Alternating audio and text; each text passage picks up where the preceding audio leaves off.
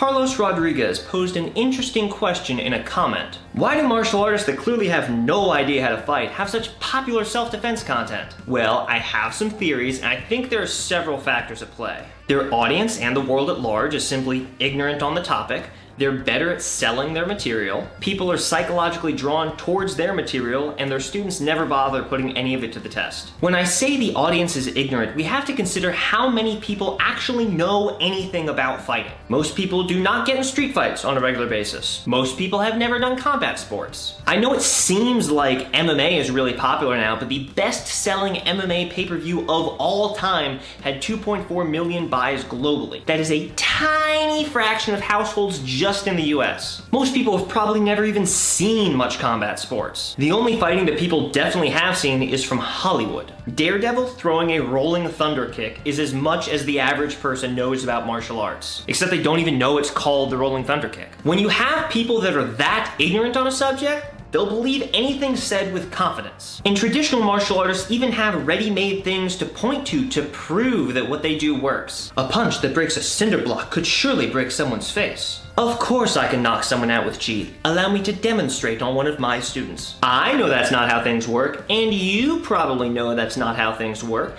but if you've managed to find my channel, you probably know more about martial arts than the average person. Now, this explains why trash content manages to exist, but how is it doing so well? Why does a channel like Hard to Hurt have just over 350,000 subscribers, while a channel like Kung Fu and Tai Chi with Jake Mace has 1.7 million? Why don't I have 1.7 million? It's because the charlatans are better salesmen. They promise a few quick moves to win every street fight, all in an 18-minute video. And we promise that with a rigorous exercise routine and several years of training in multiple disciplines, it still depends on the size and instincts of your opponent. You can join Jake Mace's online school for $5 a month and become an unstoppable wrecking machine from the comfort of your own home. Or you can take actual lessons for $120 a month and get punched in the head on a regular basis. To the average person, that's an obvious choice. Reality sucks and no one wants to buy it. Plus, you have to consider they're not just selling self-defense, they're selling a lifestyle. They're selling a sense of discipline,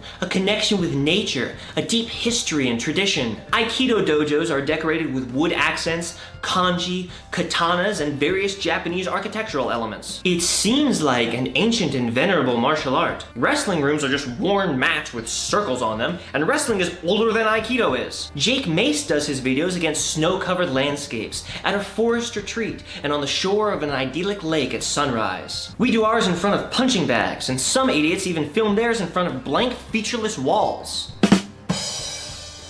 People that know how to fight dedicate their time to developing strategies and perfecting moves because we don't want ourselves or our viewers to get hit in the head. Charlatans spend their time learning how to be salesmen. And we can't even copy what they're doing because we don't want customers that are in it for the aesthetic or the lifestyle. Because those people are going to leave anyway the moment their training partner hits them with a blast double. People like Jake Mace love those customers because money is money and everyone can emotionally handle posing in the forest. Of course, these martial arts could often succeed even without those sales tactics, thanks to basic human psychology. People don't seek out self-defense knowledge because they want to win fights or be the best. It's because they want to feel safe. They want to stop feeling anxious and scared because of how vulnerable they are. Now, picture a woman who's anxious about potentially being attacked because she's small and thin. Do you think she's going to go to an MMA gym where she's going to be punched and thrown around by large men for the next several years until she builds up enough skill and muscle to hold her own? Or do you think she's going to sign up for some crappy martial art that makes her feel capable and safe without slamming her to the ground on a daily basis? If she's afraid of fighting people, she's going to do whichever martial art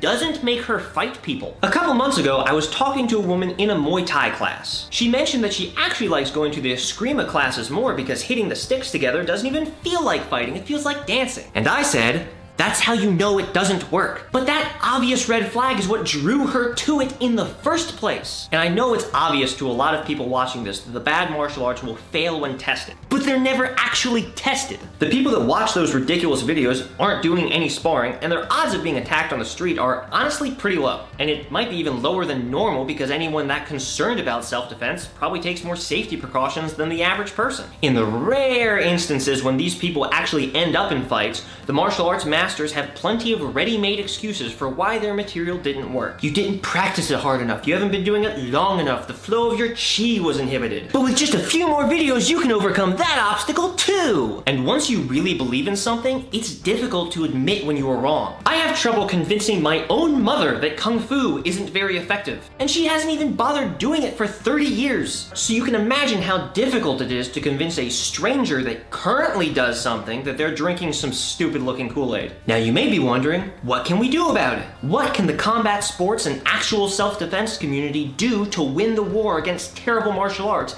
and prevent ignorant people from being sucked into the worlds of Tai Chi and Aikido? Honestly, not much. We can't compete with their sales tactics without polluting our own martial arts, and we can't exactly change human psychology either. All we can do is educate those around us as to the reality of violence, and with luck, the next generation will be a little better. But it will be a long and frustrating road. So, in the meantime, just enjoy laughing at the crazy people trying to hit you with chi balls. Hello, yes, I did change my channel name. Fightmaster Yoga was burying me in the search results, so I fixed it. You're welcome, Icy Mike. He hated my old channel name.